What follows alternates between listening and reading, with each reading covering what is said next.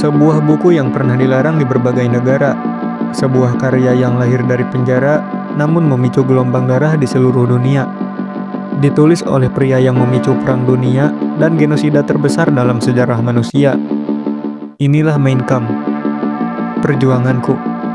Buku paling berbahaya yang pernah ditulis. Tahun 1923, Adolf Hitler gagal dalam kudeta yang dikenal sebagai Beerholt-Putsch.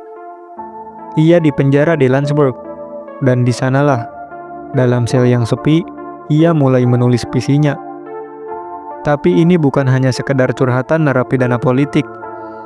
Ini adalah cetak biru kehancuran yang kemudian akan merenggut lebih dari 70 juta nyawa di Perang Dunia Kedua. Dengan bantuan Rudolf Hess, Hitler menuliskan 2 jilid manifesto ideologinya. Jerman harus bersatu, bersih dari pengkhianat, dan dipimpin oleh satu pemimpin absolut. Ia menyalahkan Yahudi, Marxis, dan demokrasi atas kekalahan Jerman di Perang Dunia ke-1. Mein Kampf bukan sekedar autobiografi. Buku ini penuh teori rasial, kebencian etnis, dan impian Hitler untuk Lebensraum, ruang hidup bagi ras Arya. Disinilah ia menanamkan benih genosida. Yahudi disebut ancaman biologis, demokrasi disebut lemah, dan kekerasan dianggap sebagai alat sah untuk mencapai kejayaan bangsa. Inilah ironi paling kelam dalam sejarah. Dunia sempat mengabaikan isi buku ini. Padahal, ia sudah terang-terangan meramalkan Holocaust dan ambisi ekspansi militer Nazi.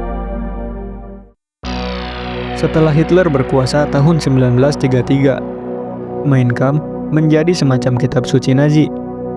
Dicetak massal, diberikan sebagai hadiah pernikahan, bahkan dijadikan bahan ajar di sekolah-sekolah.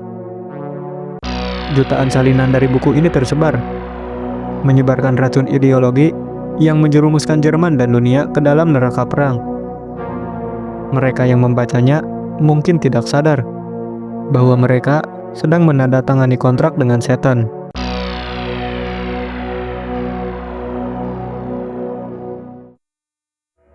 Mein Kampf dilarang di banyak negara pasca perang. Tapi larangan tak selalu menghentikan ketertarikan. Buku ini diam-diam tetap dicari, dikaji, dan bahkan dipuja oleh sekelompok sayap kanan radikal. Di era digital, salinan PDF-nya tersebar bebas. Dan pertanyaannya kini, apakah kita cukup kuat untuk membaca kebencian ini tanpa terseret arusnya? Buku ini bukan hanya sekedar tinta dan kertas. Ini adalah pengingat gelap tentang bagaimana kata-kata bisa membunuh.